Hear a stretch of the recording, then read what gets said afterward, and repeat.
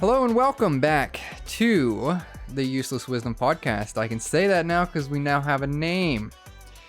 I'd like to first start off by saying my condolences to my co-host, or our co-host, Jacob. He couldn't be with us today because...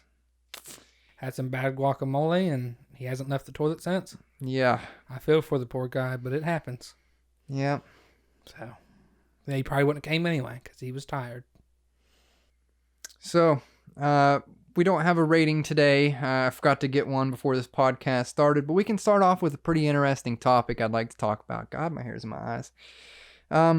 So Brandon, I know that you like to think that you're smart shit and stuff. Yeah, absolutely. So, answer me this. What? You know how, like, if you look at a can of snuff or a can of cigarettes or something, it says, like, can cause mouth cancer. Yeah. Okay.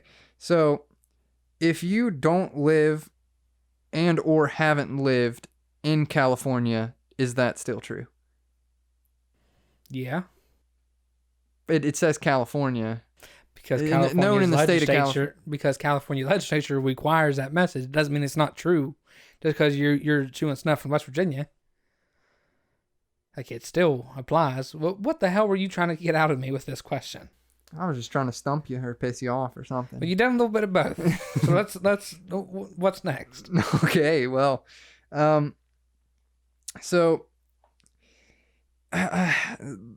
this one's going to be difficult to kind of tiptoe around, but do you think that people believe in ghosts and spirits because it makes it easier to go on living thinking that when you die it's not just blank space,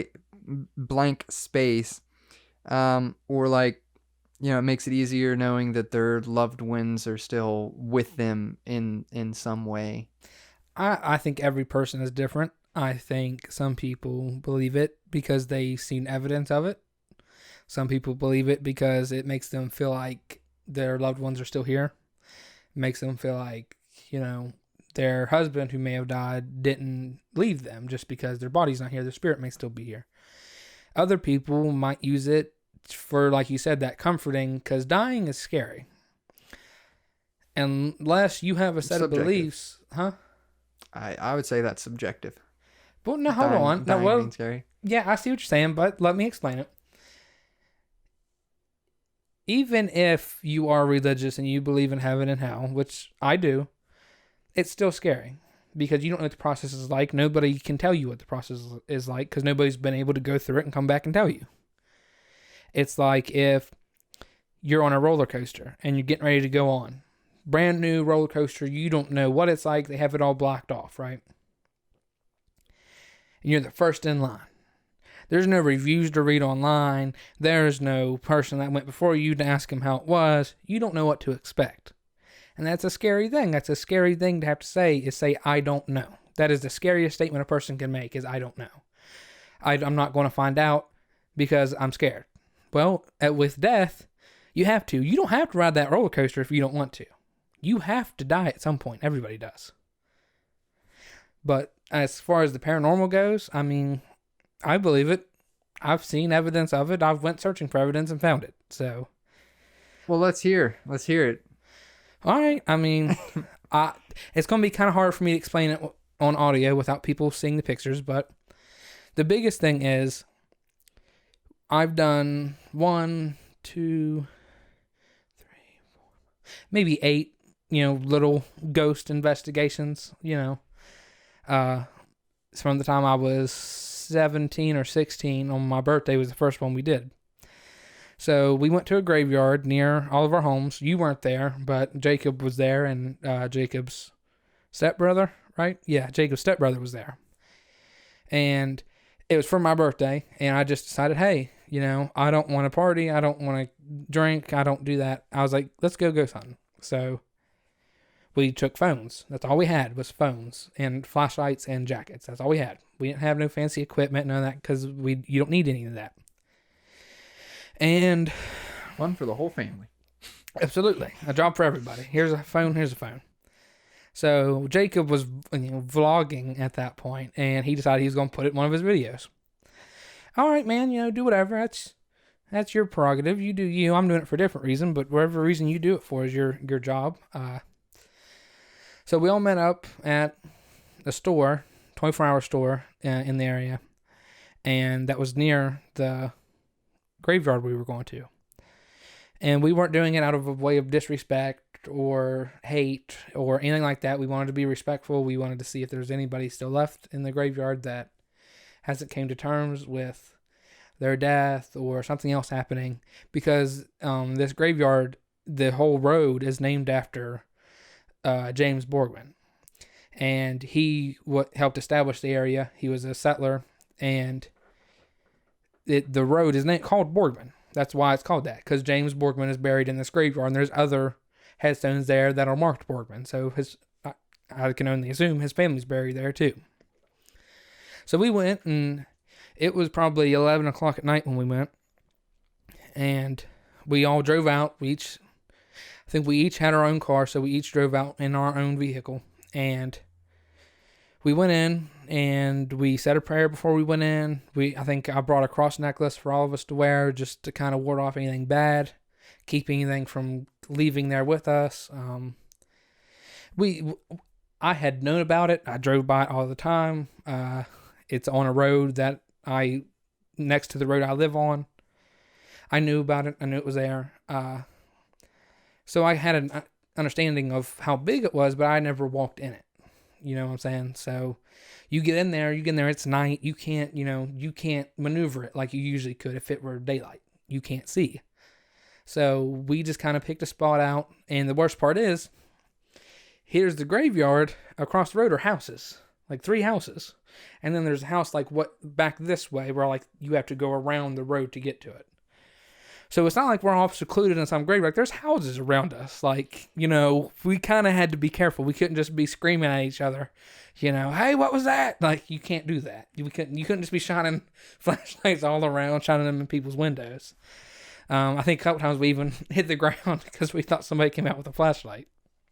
Did you mention what time that you went and did this? Yeah. I said it was around 11.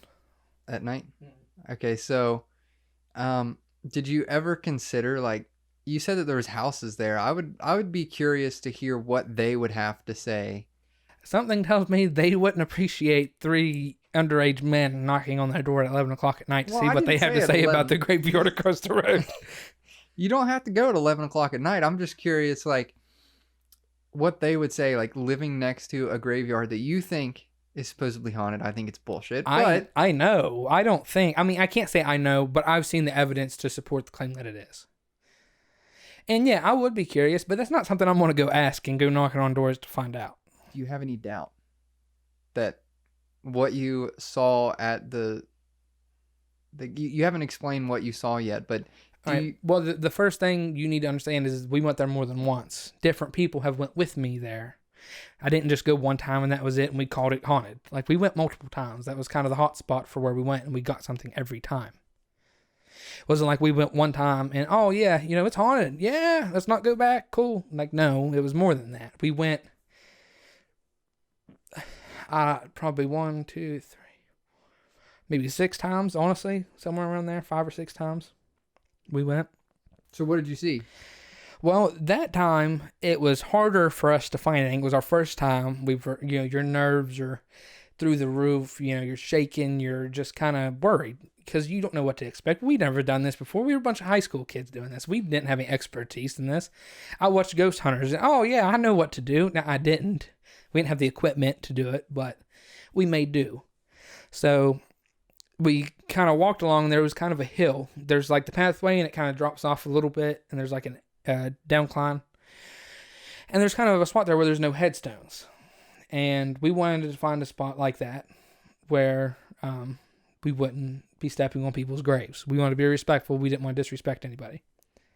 So we went down and we all sat down in like a U almost, and I was in the middle because I was kind of leading the whole thing.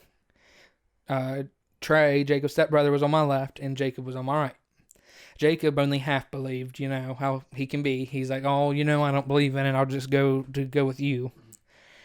By the end of the night, I think his opinions changed, even though he don't like to talk about this night. So I think that just says something itself. He don't even like hearing about it.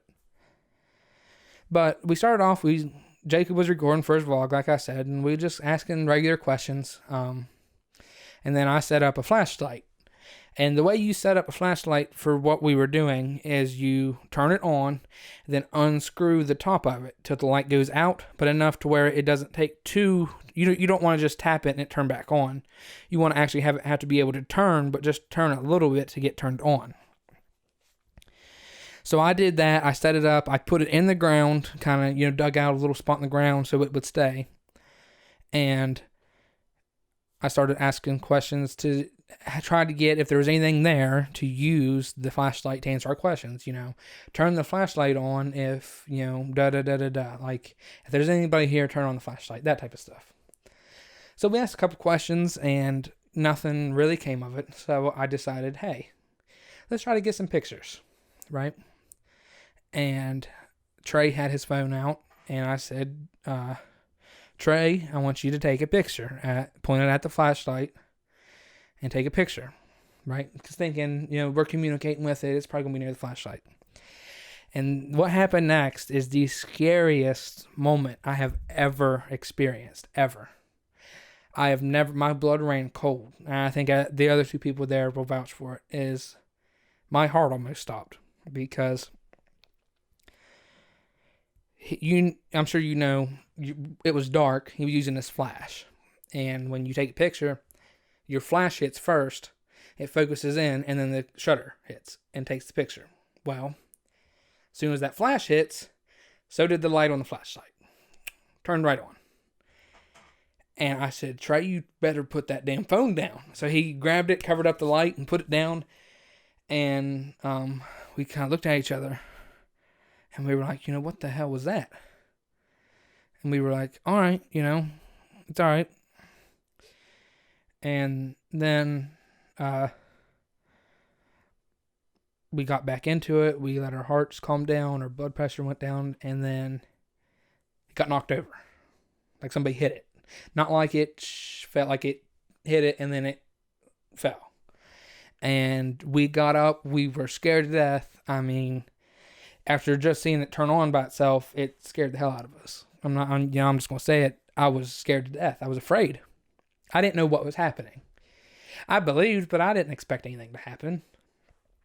We ran, I left the flashlight there. I left my cell phone there. My new cell phone I had just gotten like the day before, because I was recording with it, and left it there. And we ran out of the graveyard. We ran into the little parking lot, because there's a church there, and then there's a parking lot. And I was like, man, we got to go back in. I left my phone in there. And they're like, no, just leave it. Come back tomorrow. I said, no, I can't leave it there. We have to go get it. So, I mean, all three, it was like how Scooby-Doo, like where they send like Scooby and Shaggy in, and they're like shaking, and like they got to be the live bait. That's what we felt like, was like a live bait, like going back in there after what we just saw. And I got my phone, and I was like, whatever, we're going to leave the flashlights there. I'm not touching it. Something else touched it. I don't want it anymore. It can happen. And we left, we went back to their house, and we were listening to some audio. We got a couple of things, nothing major. But another thing I forgot to mention is maybe 10 minutes while we were there, obviously Jacob had almost a fully charged phone, because he was planning on recording the whole thing. So we had video evidence, and he could put it on his YouTube channel. It died. 10 minutes later, died. As soon as we got there. As soon as we sat down, nothing. And it said that spirits will drain the battery of devices to charge themselves up. I don't know. There's evidence to prove it, and that kind of is evidence that proves it. But so we, whatever. Like, it was like, all right, we kind of talked about it. We weren't entirely sure what we saw, what happened. We didn't get much in the way of evidence in picture form. A little bit of audio stuff, but nothing too much. So I went home. Second time I went out. I think it was me and Trey and I think 3 other people went. Well, the 2 of the 3 didn't believe at all. They just went because I convinced them to. They went with me and Trey and the 3rd person. And, we there was a lot that happened, but it's hard to say what was actually happening, what we were kind of imagining, And we ended up all getting poison ivy because of it, because we jumped in bushes because we heard a truck coming up the road. And we had walked down, there's like a little dirt road, and we had a truck coming up. So we all jumped in the bushes, We weren't doing anything illegal, but technically we probably weren't supposed to be there. We don't know. We jumped in the bushes. We're like, nah, we're not going to get in trouble. Come out, we jumped in a patch of poison ivy. Out of everything there we could have hit bound, we all jumped into a patch of poison ivy. And there was not much in the picture stuff, but the thing that really, like I said, this could have been caused by anybody. Anything could have caused this, but it scared the living shit out of me, is that we went to where we were originally doing the little investigation where we were sitting down. The flashlight was still there, and it was smashed into pieces. Now, who's just going to be walking along a, graveyard and see a flashlight and smash it? So what do you mean by smashed to pieces? I mean like something beat it with a hammer. And you're not throwing this in there for, more of a dramatic effect. You're being 100% serious. I'm 100. Like, it was smashed to pieces. Like somebody took a hammer and smashed it. Not like somebody unscrewed it and it fell out. Like somebody beat it with a hammer. I want you guys to comment on this video, or I don't know, leave a comment down below. Like it, follow, or just reply to one of us. If you would like to see a video of us going and just proving Brandon's story here wrong. No, all right. Listen, I went back again, and I've gotten video evidence of in that place. Like I said, we'll talk about that another time. If there's interest in it, I'll talk about it. We'll put the pictures out there, and then if you guys want to see it, I'll take Brian back to the graveyard and show him, and because he wants to debunk one of the pieces of evidence I got. We'll go there, and I would like to show this picture that he's talking about. He keeps on showing me this picture. Should be up on the screen right now for people that are listening through the video. Does this not look like a headstone? Like, it's 100%. Just fits everything else, looks like a headstone. Headstones aren't 6 feet tall. Here, I'm going to make you a bet right now. Me and you, a bet. Okay. All right, if the listeners, watchers, want me to prove this to you, or want you to debunk it, whatever their reason is, if we go to that graveyard together and you cannot debunk what I saw, and you cannot show me what headstone you're talking about, and I can't even think of something. But you know what? Comment. We're going to make a bet. If Brian can't debunk me, he's going to do something. If he proves me wrong, I'll do something. Sounds fair to me, but I can't think of anything either. So this is up to you guys listening. I would also like to say the reason that I don't 100% believe in this story that Brandon's talking about. I've had a couple, I guess you could call them ghost adventures, or ghost experiences to begin with. First off, I went to the insane asylum. This is the one that I can remember the clearest. Are you talking about the Trans-Allegheny Lunatic Asylum? I think it's in Moundsville. Yeah, I've been there too. I've been there too. We didn't go into the main building very much. We went into the ones in the back, like where they have the lunchroom or like the entire lunch place, and the cafeteria is what it's called. Yeah, I couldn't think of that fucking name. Yeah, we were back in those buildings, and then there was this one where it was all of the rooms where the people were staying at. You're making it sound like a hotel. You mean the jail cells? Have you been into the back rooms where you can? You mean the cells? Yeah. They're not rooms. Like, you're talking like they're hotel rooms. They looked like rooms. There wasn't like fucking bathrooms or anything in there. It looked like fucking dorm rooms. And do you know what prison is like, Brian? Have you been to prison either? I haven't been to fucking prison. I don't know. It's the same concept, though, as a lunatic asylum. They're not going to have, like, full-size baths in there and a bathtub and a shower and, we'll just stay here for the night. It's not a prison. It's a mental institution. No, it's not the same, but it is in the same vein. Anyway, finish what you were saying. And I didn't see padded rooms in there once. I would like to point that out. I don't think they had padded rooms. I think that came about later. Okay. Well, it was brick rooms. Anyway. Actually, I just thought about this. I don't know if this is just me that just made this up or if this is actually what it is. Have you seen Wrong Turn 5? The Bloody Beginnings? I probably have. Well, not to ruin too much, but there is a lunatic asylum in that movie. And that film series is based in West Virginia. So that makes me wonder if that is not the lunatic asylum that it was modeled after. Could be. Because I never put two and two together with it, but just talking to you now, that popped in my head. I don't know. I could be wrong. I'm just saying it's a coincidence at the very least.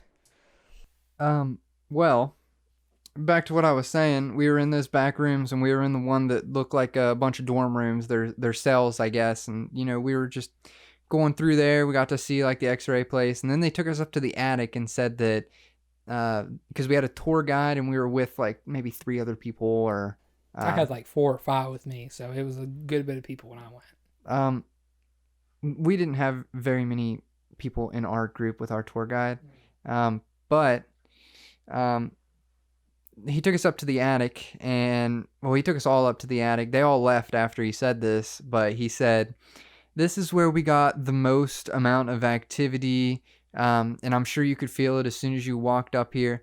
And I'm sure that it was probably like an asbestos-filled attic or something, because as soon as you walked up there, you could feel it in your chest that there's like, it's like cold and the air hurts when you breathe it in. Yeah, that's definitely probably, you weren't experiencing anything, you just were hallucinating from asbestos intake.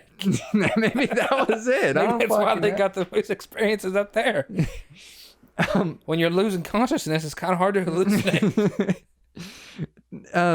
But in all seriousness, though, it was like hard pressure on your chest when you went up there, and like I said, I don't know why, but he said that this is the most aggressive ghost that they have here because it has interacted with people and stuff like that. And he said, whatever you do not antagonize it.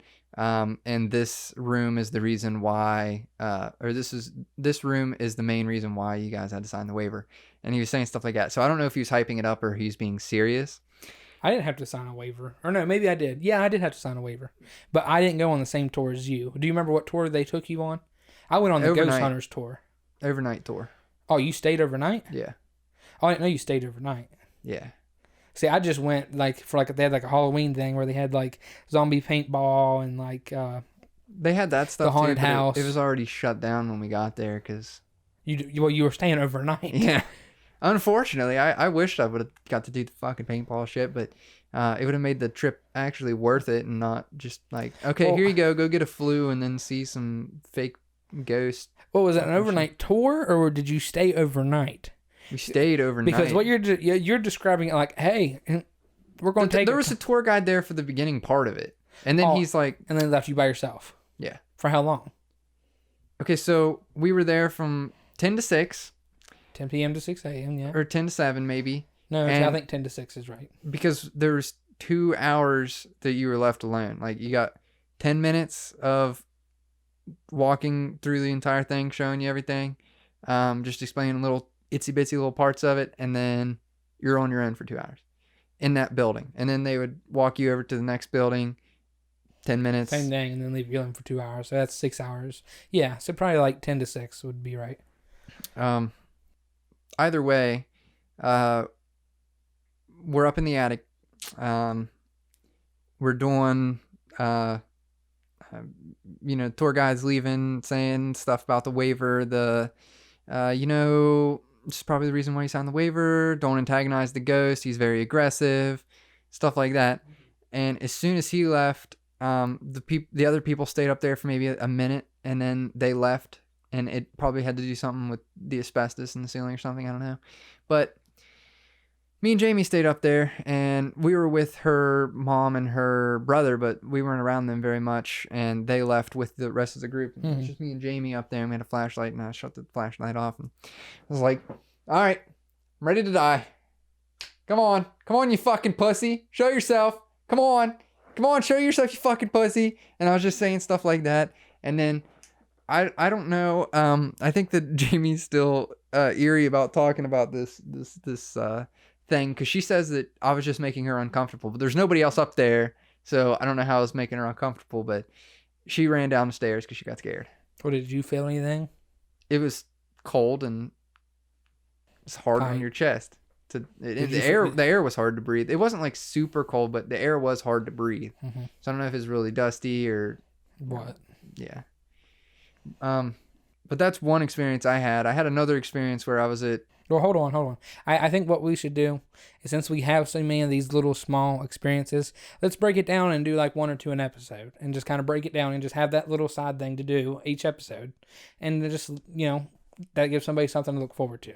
If you like paranormal stuff and you like hearing the little tidbits and stories, we'll do that every episode. Because I have a lot that I can break down into little stories. You have a couple. Jacob might, I don't know, probably not. He's not very interesting, but to each his own. So we'll save that for later. So we did go over ghosts and stuff, and I don't want to get into another large topic before our cut here, because we are getting pretty close to the mid-roll. Okay. So I guess let's go ahead and cut to it so we can get back into our topics. Good. And we'll be right back.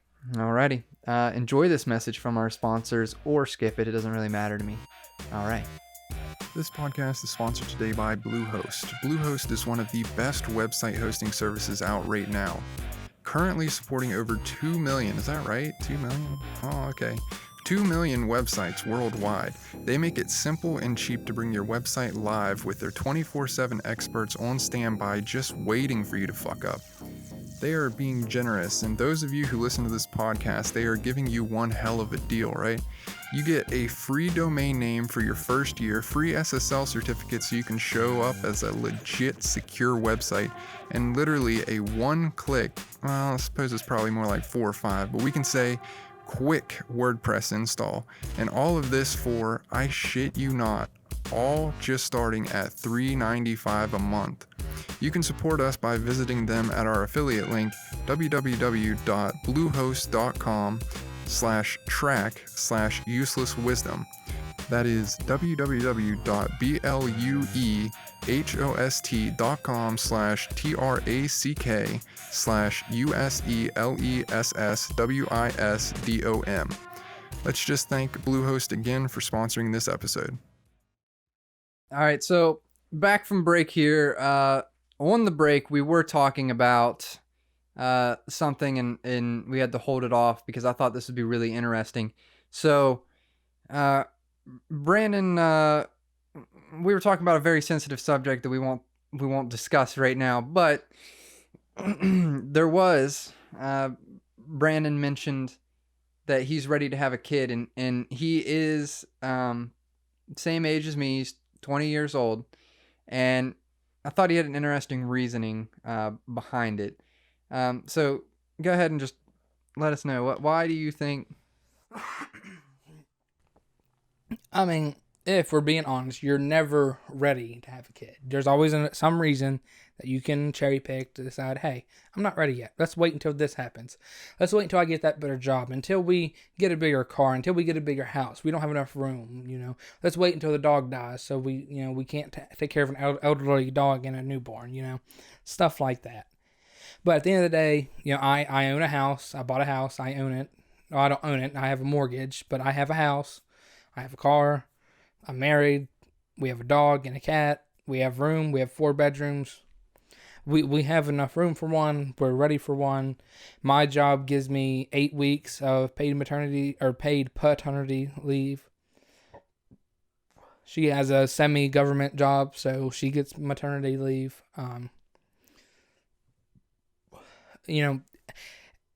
When do you, in your head, what qualifies you to be ready to have a child?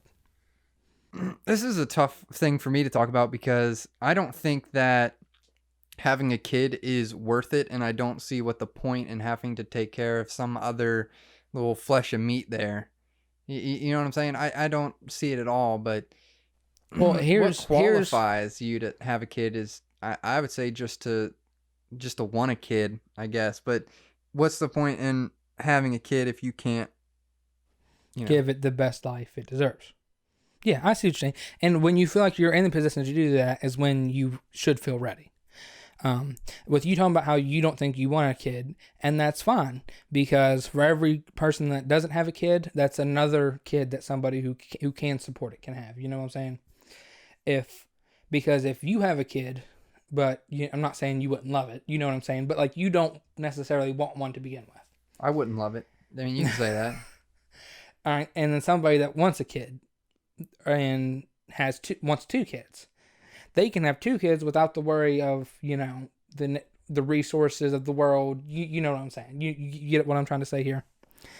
That's a healthy baby that can go into a loving home and that type of stuff. So with me, some relationships will not succeed without a child. Some relationships will not succeed if they have a child. I'm not saying that you guys wouldn't succeed if you had a child and your relationship wouldn't prosper, but I'd kill Jamie and then myself. What are you gonna do with the baby? It's while she's pregnant. Okay.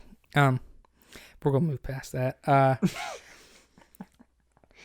Okay. I'm sure everybody here has seen a relationship where you see that somebody gets pregnant and you're like, oh no, they do not need a child. It happens all the time. I'm sorry to say that. I'm not a judgmental person. That's not who I am.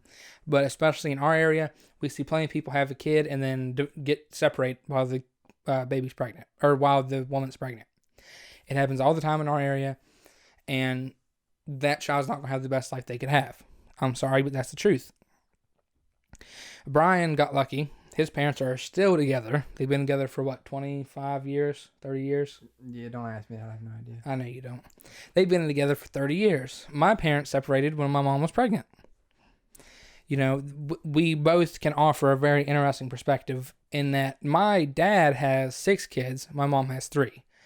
All 3 of my mom's kids came from my dad. So, you have 2 sisters, right? You guys had 3 kids. So I just think it's funny to me to see that you're... All right, so we lost one video camera, but we can continue going. Okay. So you have 2 siblings plus yourself. Your parents had 3 children, and you don't understand. You're telling me you don't understand the point of having a kid. That's just weird, because I would think if anything, it would be the opposite. Because my dad has had 6 different kids, and my mom passed away when I was 8, and I was raised by my grandma almost my whole life. So you would think that would be reversed, in that you have the stable home life. You would think you were better mentally equipped to have a child than I am, when it's actually the opposite. Why would you put that mental strain on yourself to have a kid? Now, if you can't handle the mental strain of a kid, then no, you shouldn't. You're right. It is a mental strain, but at the same time, it can be the biggest blessing a person can have. For what reason? Because sometimes when somebody has a child, that is all that keeps them going. That's all that gives them a renewed purpose in life. That gives them something to strive for. They want to do the best for their child. When it was just their responsibility, who cares? I'll do whatever I want. I don't necessarily care about myself. So I'm going to go out here. I'm going to do this. I'm going to do that. I'm going to, indulge in this, indulge in that. If they had a child, they'd be staying at home, taking care of the child, and grinding and doing the best they can. Does that make sense to you? And that there are so many people lost without a purpose in life.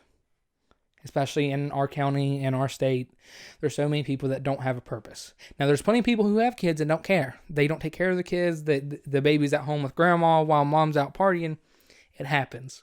I'm not saying you're a bad mom if you do that, but maybe you need to look at your priorities. Okay, so I can follow you so far, but I still don't. You said something really in particular where you said, lost without a purpose in life, and whatever, the kid will provide that. But I look at it. Is that not what religion is for? Well, yeah, you're right. Religion can also give somebody a purpose. Religion is, especially in our area, you either have the people who been to church all their life, or you have the people who just started going to church and church is what saved them. Church. Like I said, everybody's purpose in life can come from a different place. Church can give you a purpose in life to do good and to help others and to want to see others prosper and come to Jesus or, whoever you worship. I'm in religious examples. I'm going to use Jesus because that's what I am. I'm a Christian. That's what I'm going to use. I don't mean to say you're wrong if you're doing that, but I'm a Christian. I have my beliefs. That's a different story on something that doesn't have to be talked about right now. So Jesus is a purpose. Jesus, if you're a Christian, Jesus should be your main purpose. Then your children, and then, your marriage, whatever. Other people, if they don't have that religion, like you're talking about, like you're saying a religion can provide that purpose in life. If they don't have that, or they don't have a kid, or they don't have a spouse, it's so hard to find purpose in yourself. When you wake up in the morning, it's hard to think. It's almost hard to be selfish for yourself in this way. It's hard to wake up in the morning and say, I'm going to do what's best for me today because I deserve it. That is so hard to do.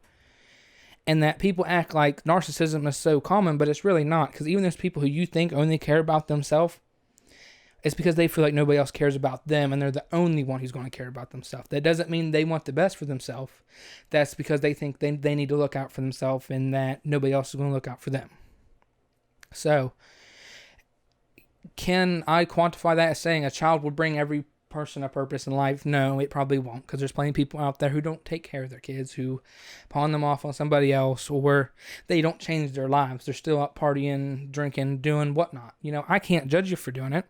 That's not my place, but it's the truth, And will religion provide you a purpose? Most of the time, yeah. If that person wants to find a purpose in religion, they will find it. Some people, I don't know what else you could find a purpose with. And unless you're married or you have a long-term significant other, you can find a purpose in them.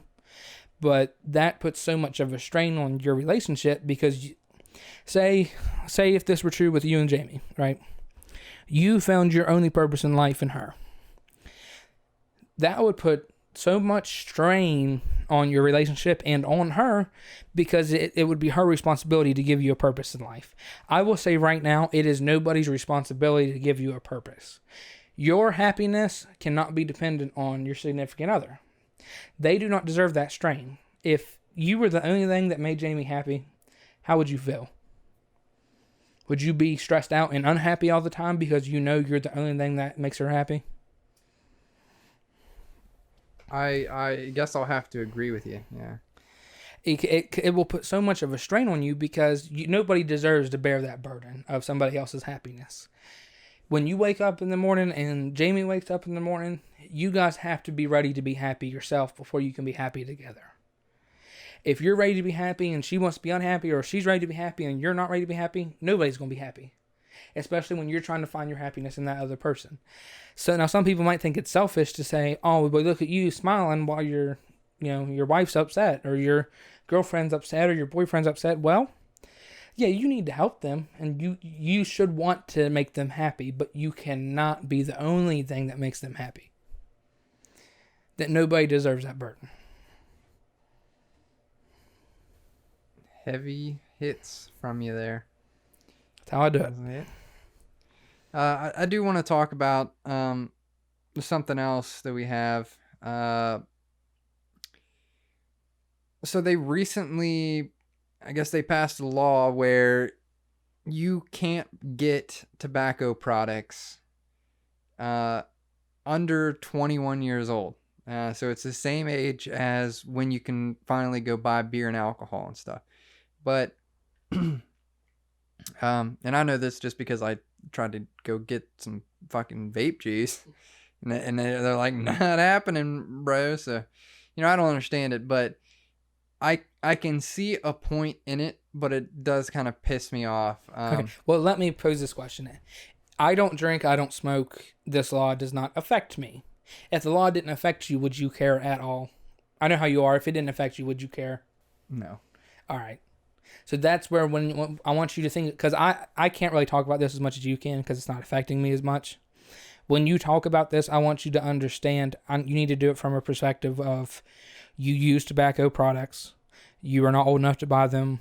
What do? You also need to look at it as, if I didn't use tobacco products, would my life be different? Because in my mind, what it's giving you, it's just giving you one more thing to worry about. Another thing to stress about. Oh, I can't buy tobacco now. How am I going to get nicotine? How am I going to do this? How am I going to vape? I vape all the time. How am I going to get vape juice? I'm not saying you're addicted or anything, but I just want you to think about that in your head as you say what you're about to say. So I will say that I am addicted because I vape juice that has nicotine in it. What milligram do you use? I use 3. And it has made me this law has made it where I have to go get snuff now because it's easier to get snuff than it is to get fucking vape juice, because I go to a strictly vape store to get the stuff, and they know me. Obviously, they're not going to sell it to you. Yeah, and they know me, so they know how fucking old that I am. So I have to go into a gas station now and be like, so my birthday is 3/7/98. Yeah, 98. Yeah, 98. Instead of 3/7/99. Yeah. Another thing is, I do see what the point was in doing it because it does make sense. I looked it up because I was really curious. A lot of people are like, 18, you're at the age where you can go to war, but you can't drink, or now you can't fucking chew snuff or smoke or anything. But here's the thing, okay? Because I did look this up. I think you're about to say what I'm going to say. You, on base, like in barracks, you can buy it. You can, do that stuff. Outside, I thought that on the outside you'd be able to use your military ID to do it, but that's not how it works. No, you have to be on barracks. My wife works on a military base, so, but I mean, they won't sell it to her. And she thought, oh, that meant, okay, nobody can do it. No, if you're stationed there, it's different. The law, it's like a grandfather law almost, where that's like a reward that you get, is that you get to cause yourself cancer because you joined the military. Now, here's the thing. I want to kind of tiptoe around this. Have it written down here somewhere. Oh, right, but is it still on the same topic, or is it transitioning? It's still on the same topic because from what I read, you can still get tobacco products at 18 by showing your military ID outside of the barracks. That's from just what I read, but it doesn't work that way with alcohol. No, it's never worked that way with alcohol. Well, here's the point I want to make. With the alcohol versus tobacco. First, I'm going to ask you a question, just yes or no, or not yet. Just answer it. Don't add anything to it. What is worse, tobacco or alcohol? That's a tough topic because it's going to feed into something else, but just to sum it up, I don't think. Oh man, that's a really strong topic. If I say this, well, for right now, just pick tobacco or alcohol. You don't have to explain your opinion yet. Just pick it, because I got somewhere I'm going with this. I would say nicotine. Okay. Here is where our opinions differ. You can smoke a cigarette. You can smoke 50 cigarettes and be okay mentally and physically. Your motor skills aren't impaired at all. You could, like, if you never drank before, you could drink 3 beers and be completely drunk and go out here and try to drive and hurt somebody or kill yourself. You could get alcohol poisoning. I don't know. Can you get nicotine poisoning? You get sick. You just throw up. But you get sick. Yeah, I'm just gonna go ahead and throw this out here because. Go ahead, pitch it. I'll catch it. Maybe, I don't know. No, it'll probably piss you off. Because you might have experience. I'm not an angry person. You're not Jacob. I don't think that you can get addicted to alcohol, and I was looking at it more of like a long-term thing, because you get addicted to nicotine, then you have to keep on going back and doing it. But I've drank quite a few times, and I don't crave drinking. I actually have just swerved past the alcohol and parked in nicotine lane. I swerved past like a lot of different parties and stuff like that because I don't like drinking alcohol. It doesn't taste good. It doesn't appeal and to I you. don't like it. And like I said, I have drank quite a few times, but it still just hasn't It's not appealed to me. something that's I've for gotten you. drunk and stuff, but I don't think that that's something that would affect you in the long term like nicotine would. Okay, well, again, it all boils down to how much you use it on both sides. Doing it once probably won't hurt you. I can't say it won't, but it probably won't hurt you. Alcohol, for you to say that you can't be addicted to alcohol is... I said I don't think, but Well, I know that there's people that have like they go to AA and do all that Okay, stuff, but but I just don't understand. I think... Okay, well, here, let me try to shed some light on you because my family has a history of alcoholism. That's why I was trying to. My aunt suffered from it. She died from it. My uncle suffered from it. Died from it. Your aunt, My grandmother's Rosie? sister. No, my Rose? grandmother's sister. My uncle is an alcoholic. I don't even. Last I heard, he was in jail. I don't even know if he's out. He might be dead. I don't know. I should probably ask somebody about that. My cousin, alcoholic. My pap used to run a bar. He was never an alcoholic. Never drank. He just ran a bar. My mother was an alcoholic. Like, for you to sit there and say to me that you think you can't get addicted to alcohol is ignorant in my part. Not ignorant in the fact, oh, I think you're a bad person because I think you haven't seen it to understand it yet. And I think I can explain it to you. It really does have an effect. It's like anything else. You can be addicted to anything. You can be addicted to drinking water. And addiction is first a mindset and then a physical dependence. Most of the time, when you look at somebody who drinks, they've had a lot of pain in their life. Can I Yeah, butt go in ahead. real Of quick? course. It sounds like you're explaining it to a degree of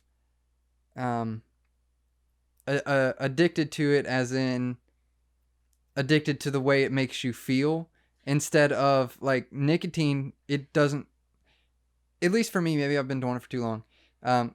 It doesn't make me feel any sort of way. It's just my head gets hot when I don't fucking have it. And here's you know what I'm it saying? is. So you're not Because- addicted to the alcohol. You're addicted to the way the alcohol makes you feel. Is that But- what you're saying? Well, almost.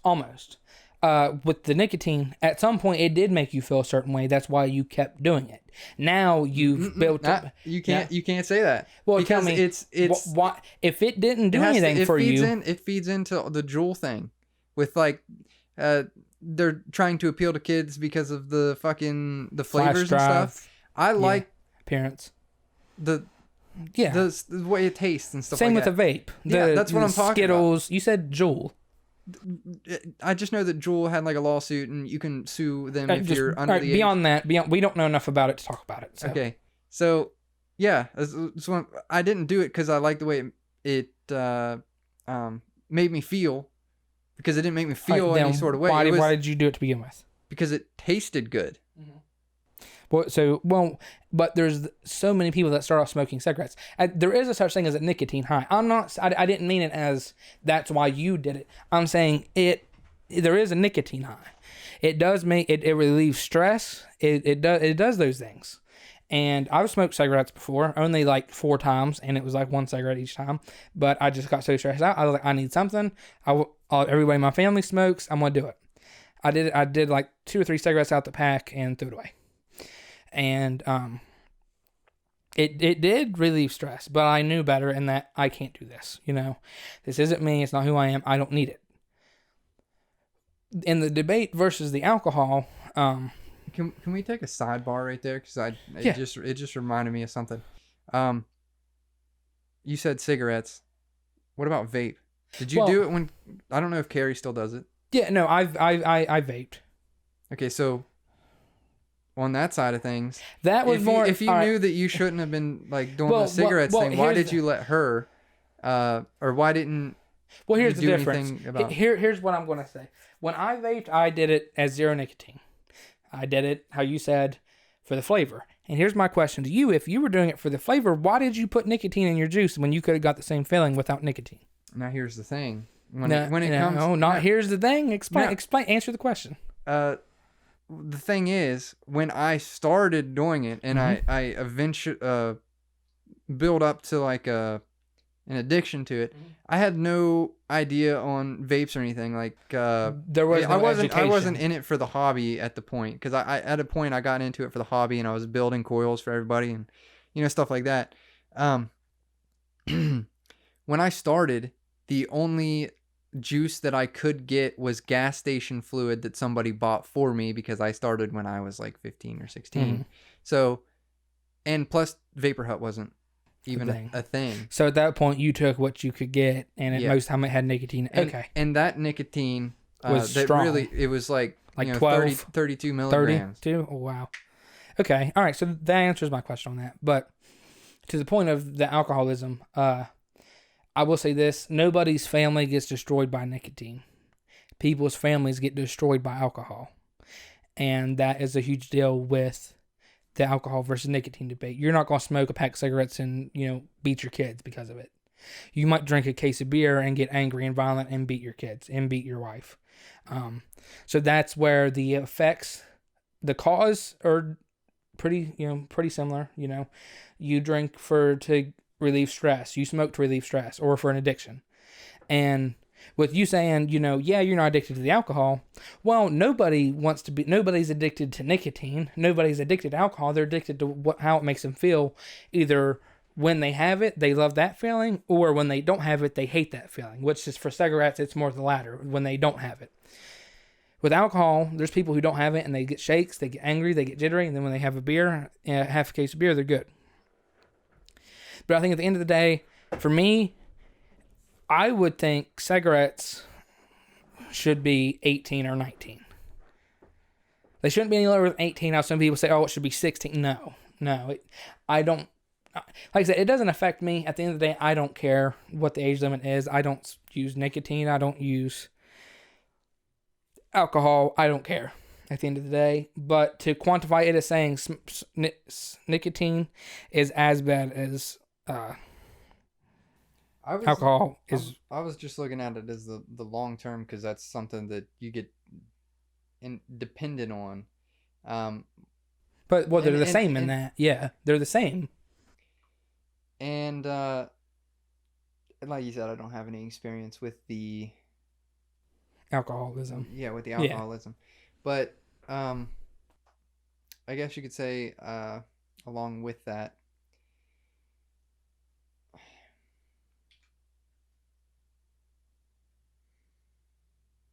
take your time, breathe. I don't want you to see something you don't mean, so just take your time. This is a very, it's not necessarily a sensitive subject in the way we're talking about it, just friends, talking about it together, but it is a sensitive subject for some people to hear.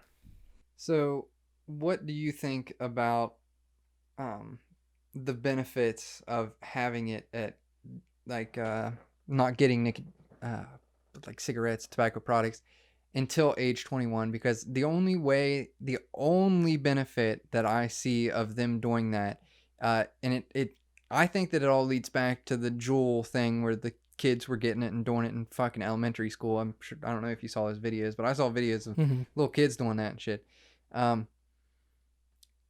I feel like it would make it harder for those kids to get it, because at 18 you're still in high school and stuff. So not like always. Little freshmen, not always. So I graduated at 17. I graduated at 18. So, just as an example, let's say you're 18 in like senior, you're senior, and there's freshmen who are coming to you to buy cigarettes for them and snuff. That it cuts it out. Yeah. But you could just make that 19. Do you know what I'm saying? Like, yeah, that's where I'm with you, where I think maybe 19 or even just 20 would be a better age, because you can, like I say, I'm not going to use, you can go fight for your country. Yeah, you can, but that's not that's not the point I'm going to use, because there is that caveat with the grandfathering in and all that stuff. You can buy a car at 18. You can get a lease for a car. You can get a mortgage at 18. You can buy a house at 18. But you better not leave your house and your leased car to go buy cigarettes. Like, those are all, like, you can go to college, you can get hundreds of thousands of dollars in loan debt, you can do all that, but you can't buy cigarettes. You can't buy alcohol. Like I said, with alcohol, I agree, it should stay at 21. Cigarettes, I see. I agree with you on the fact that it eliminates the possibility of high schoolers getting it, but it doesn't totally eliminate it. Somebody's 21-year-old jackass brother is still going to buy it for them if they're 14. It's still going to happen. Is it going to cut down a lot? Yeah, of course it will. So I do think that having the alcohol at 21 is a good thing. I know that, you know, when you're in high school and stuff, people throwing parties and stuff, they're getting it. It doesn't matter because most of the time it's their somebody's parents or somebody's uncle or cousin. Yeah, but I feel like at 21 I think that you're at the point where you're mature enough to know that it's not okay. But at 18 you're just becoming an adult. Oh, I can do all this stuff. I can buy these cigarettes. You know, yeah. It's an overload on the sensory type thing. Now let me ask you this question: if the drinking age was 25, would you care that they raised the smoking age to 21, or would you think of it differently because they're not quantifying it as even? If we never had the drinking age as 21 and it was 25, because I know, but no. What I'm saying is, all right. So that's 25. They raised the smoking age to 21. They're still making a separation like how they did with it being 21 and 18. They're still making the separation between nicotine and alcohol and knowing, yes, nicotine is not as bad because there is a lower age to buy it. Would you feel at all differently if that were the reality?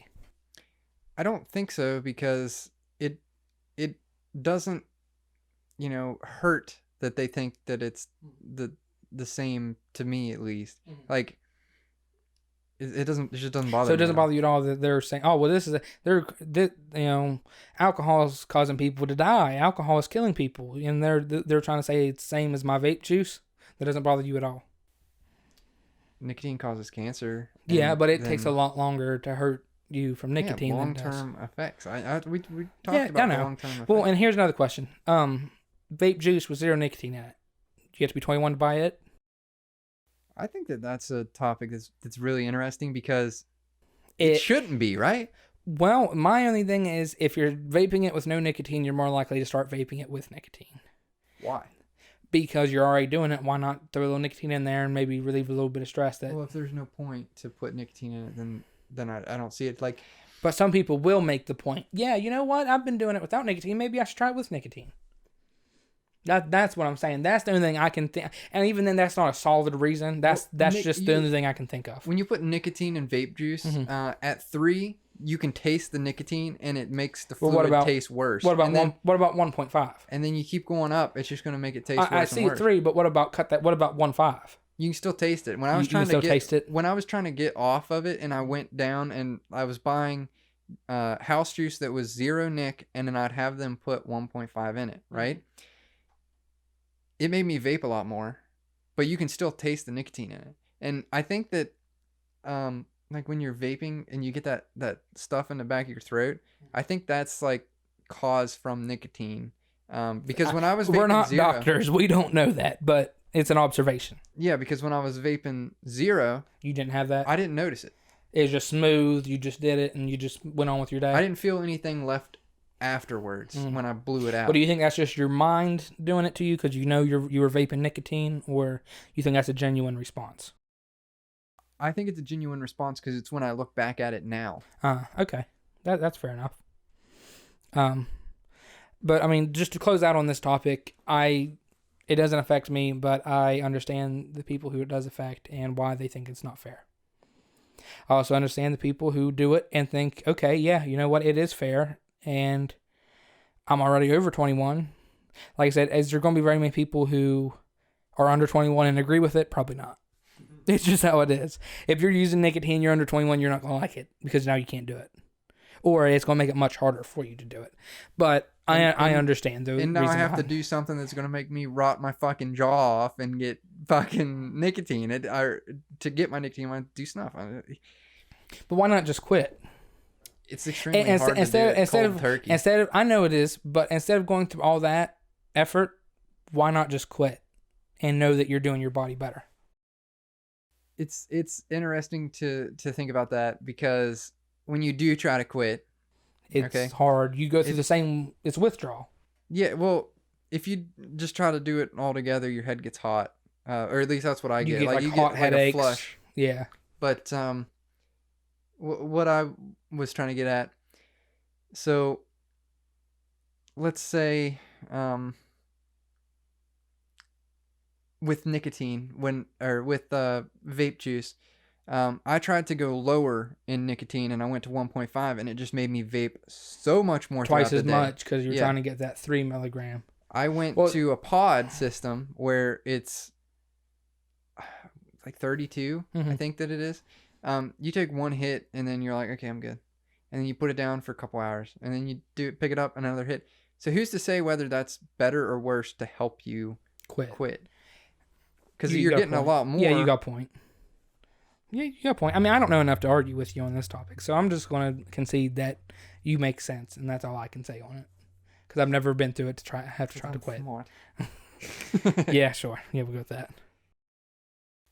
I guess we're coming to the end of the podcast. We have one more topic that I'd like to go over before we end out, and it is what you mentioned earlier, that you have your own house and you have your own car, or you have mortgage out on your house, and you're saying stuff like that. So what is it like to be so far ahead of your peers, or just Jacob? How much is it to be above Jacob, huh? Great. It's always great to be better than Jacob. But no, I mean, to be honest, it's not so much about being able to look at and say, I'm doing better than you. I'm doing something you are not doing. That's not what it's about. It comes from a place of, from the time I was young, I always lived, well, I didn't always live, but I mostly lived in, trailers. There's nothing wrong with living in a trailer. There's very nice trailers that you can get for like $50,000, $30,000. They're cheap, they're nice, they're brand new. That's great. I always strived for the environment of a house. Watching TV, watching movies, you always saw this house. None of them ever lived in a trailer. It was always portrayed as a stereotype. When you saw somebody live in a trailer, they didn't have any teeth. They were, yeah, something like that. Because there ain't no houses there, and you see what they portray. So the point is, I achieved a goal that I've had for a long time. I can't necessarily say, oh, I did it on my own. I bought my pap's house, and I got it for less than market value, and we did what was called a gift of equity. What a gift of equity is, say if you go to buy this house, right? Say it's worth $100,000, right? Jamie's mom owns it, right? She sells it for $80,000. What do you think the closing costs would be? What I just want to ask, in your head, what do you think closing costs are for a house? At that price point, probably like $12,000, right? Probably about 10. It depends, but probably about 10, we'll say. The gift of equity can cover that, in that she will agree to sell it to you for $90,000 and give that $10,000 to your mortgage broker. She gets her $80,000. You guys get the house. $10,000 goes to Quicken Loans or whoever, and you don't have to have anything down except for maybe $1,000 to cover house inspection, that type of stuff. Does that make it cheaper for you to get the house? It makes it more expensive in the long run, but it's cheaper to say, I got this house for $500 to move in, which is, we paid $800, I think, to get moved into the house, because I had to pay $500 for the title fees and $300 for house inspector, but I didn't even technically need the house inspector. No, I think it was $200. So we paid like $700 to move into the house. That's dirt cheap, because we did the gift of equity, and it was like $8,500. And another thing is, if you ever do buy a house, or anybody listening, if you don't have a house and you buy a house, I strongly suggest paying more on your principal, because with us, if we don't pay more and get paid off early with interest and everything, we're paying 2.5 times the cost of the house. I'm paying like $130,000 or $140,000, and the cost of the house was $68,000. So that's where, interest really does hurt you, to where if you can pay an extra $100, you'll pay it off. In my case, if I pay an extra $100, I pay it off 10 years early. I pay it off in 20 years instead of 30. That's so. I zoned out a little bit. I heard most of it. Okay, but Did you get like a balloon interest, or did you do fixed rate or Fixed rate. fixed rate? Okay. Mhm. So then the interest was up higher than what it would have started out at with a balloon. No, because with they balloons aren't really popular anymore. It's what's called it. Like every 5 years, it can change. Yeah. So your payment in the first 5 years can be $650. In the next 5 years, it could be $750 or $800. It can jump up that much because it's like you're buying the house all over again and you're paying market value interest.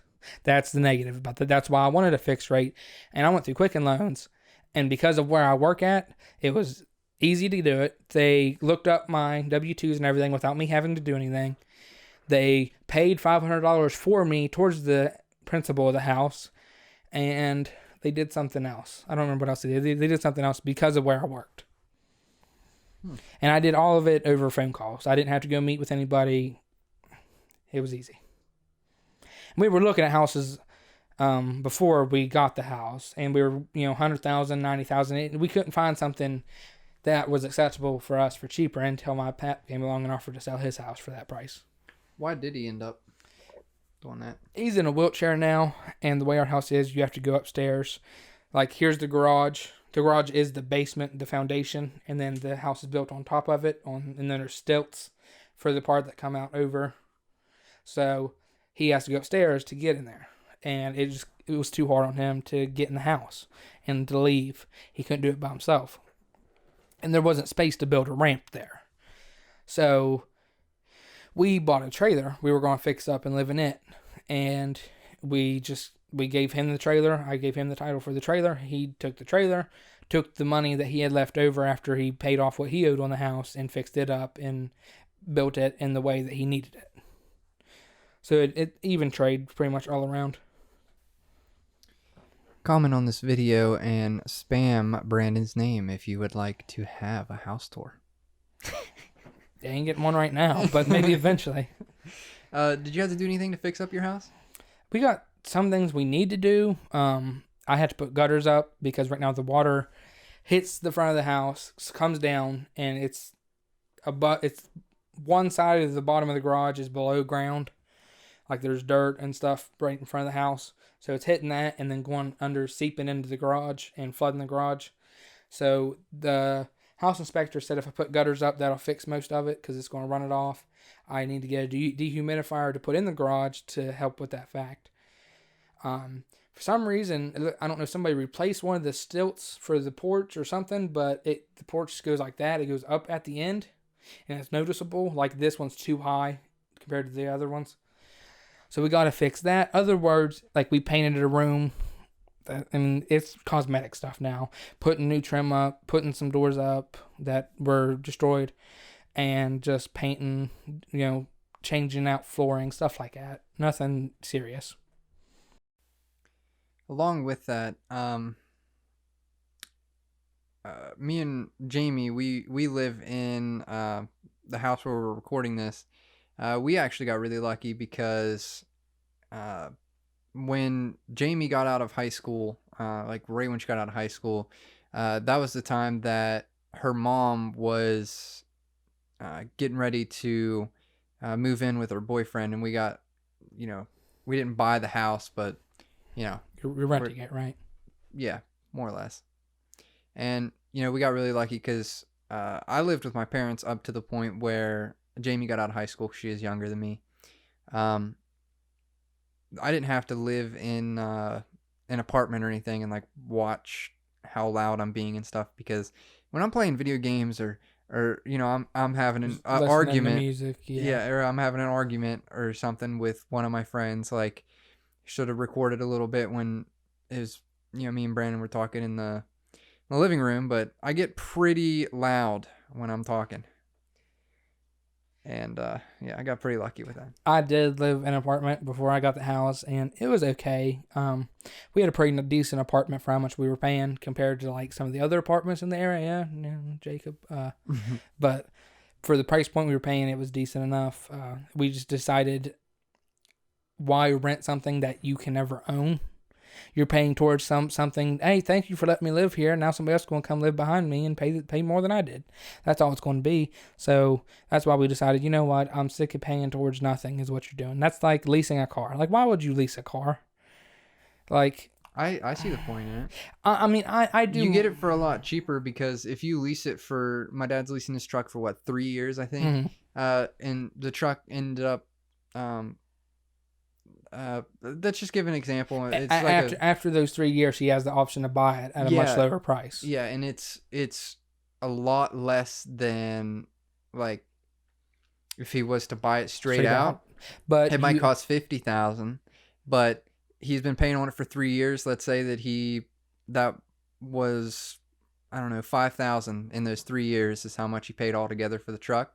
He paid more than that. Yeah, he would have paid more than that, but that's just an example. Shitty. So in reality, the car should now be worth $45,000 if it was $50,000, right?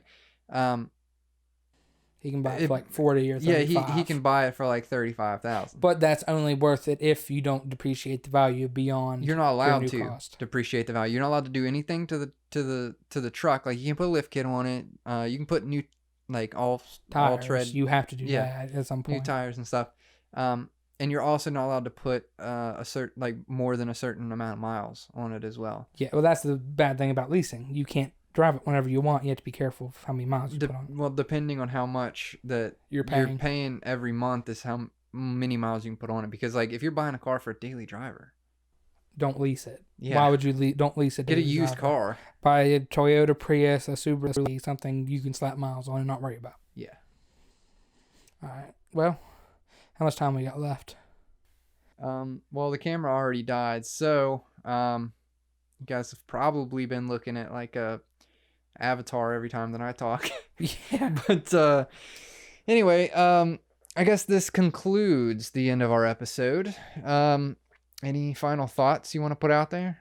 And there's obviously some things that we know we need to talk about next time. Whenever we can get together again and record an episode, we're going to have to. Like I said, if you want to hear more about the paranormal stuff and you want to see me take Brian out to the graveyard and show him that there is no headstone there, I will. Just let me know if you want us to.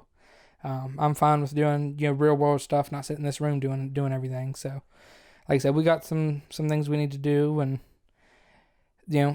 we want to continue doing this. So give us a reason to. Alrighty, and if you want us to go out there and do that, he said comment on the bottom of the video, but you can actually just text him directly at this number. It is 304. I'm just kidding. I'm not gonna do that. Yeah, you better be. That I'm gonna put. Better get Jacob's number. All right. Well, good episode. Thanks for watching today, guys, and we will see you in the next one. All right.